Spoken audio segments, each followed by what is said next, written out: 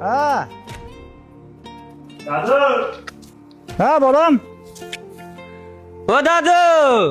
Ha, onang ham kutib ollari. Yaxshi. He, onang yurgan. Savlat to'kib yurgan uyimda, surati bor turgan bo'yimda, bir o'ynasin xursand to'yimda, otamni bir quchoqlab qo'yay, dunyo ishin bir chetga surib, borligida mehriga to'yay, xafa bo'lsa qo'yay kuldirib, otamni bir quchoqlab qo'yay, usti bo'lay sirdoshi bo'lay, u maqtansin men baxtga to'lay, xursand bo'lsa jilmayib kulay, otamni bir quchoqlab qo'yay, otamni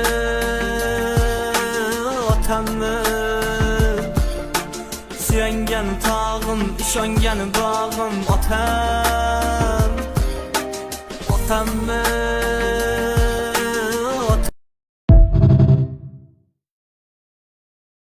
Haqiqatdan ham, chunki ko'proq kelinlarning advokatimanman. O'zligi ham bilishadi. To'g'ri. O'g'illarim urushsam urushaman, lekin kelinlarni ko'tarib berishga harakat qilaman. Sababi menda qiz yo'q, 5 ta o'g'il. Lekin mana shular meni haqiqiy qizlarim. Rostdan ham hozir siz borib kelinlardan nimadir gap olmoqchi bo'ling, hech qachon meni yomonlashmaydi. Bunga 100% ishonaman. Chunki nima bo'lsa ham, men bular bilan, o'g'illarim bilan alohida gaplashaman-da, kelin baribir birovning qizi. Kimdir o'shani o'stirib, ulg'aytirib bizga qo'limizga topshirdimi, uni biz xuddi bir safar aytuvdim-ku, zargar, qaynona zargarda. O'sha zardan nimadir yasaysiz. Zire yasaysizmi, uzuv yasaysizmi? Eng aqlli qaynona boshiga toj yasaydi. Shu kelin qaynonani tashrif qog'ozi bo'ladi.